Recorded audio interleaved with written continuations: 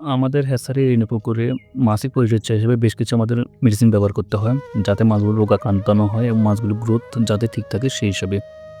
বিশেষ করে প্রতি মাসে আমরা একবারই প্যারাসাইট ডোজ ব্যবহার করি। আমরা প্যারাসাইটের ক্ষেত্রে সাধারণত ডেল্টামেথিন, আয়োডিন এই ২ টাই এখানে ব্যবহার করি না। যেহেতু মাছগুলোর পোনা মাছ এবং ডেল্টামেথিন, আয়োডিন অনেক সময় এগুলোর যে সাইড এফেক্ট আছে, সেইজন্য আমরা যেটা বলি সেটা সুমিথিয়ন। এই সুমিথিয়নগুলো আমরা ড্রাম করে পুরো পুকুরে সর্বোচ্চ ছড়িয়ে দিই।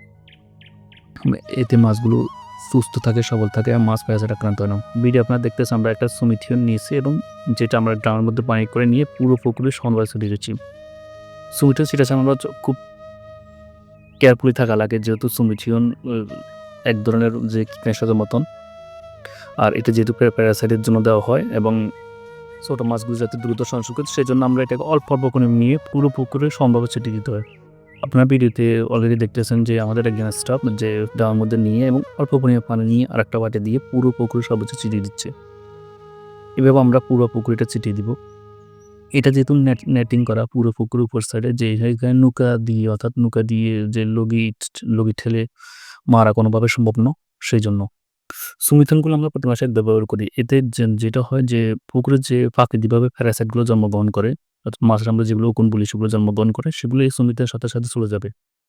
পাশাপাশি যেহেতু এটা একটা রেণু পুকুর, এখানে আপনার বেশ কিছু শক্তিশালী জীবাণুনাশক কিংবা ডালটামেটিন, নাইমেটিন এই ধরনের ডোজগুলো ব্যবহার করা যাবে না। আমরা সাধারণত যে রেণু মাছগুলো কেজিতে ১০ থেকে ১৫ পিস আসার আগ পর্যন্ত প্রতি মাসের পরিচর্যা হিসাবে এই ধরনের প্যারাসাইডের যে সুমিথিয়নি ব্যবহার করে থাকি এবং অন্য কোনো ট্রিটমেন্ট হলে সেগুলো আমরা খাবারের সাথে মিক্স করে যে মেডিসিন সরাসরি প্রয়োগ করি এবং এর বিরুদ্ধে আমরা অন্য কোনো মেডিসিন প্রয়োগ করে থাকি না। খেতে বেশি আমরা এখানে সুম প্রয়োগ করে থাকি। ছোট মাছের জন্য সুমিথিয়ন খুবই কার্যকরী এবং যে প্রতি মাসে একবার করে সুমিথিয়ন মারলে আমরা যে সম্পূর্ণ রোগমুক্ত হওয়া যায়। আপনারা ভিডিওতে এই পর্যায়ে যেটা দেখতেছেন যে আমার সুমিথিয়ন মারার পরে মাছগুলো একটু নড়াচড়া করতেছে, যে মাছের যে একটা ছোটাছুটি সেটা আরম্ভ হয়েছে।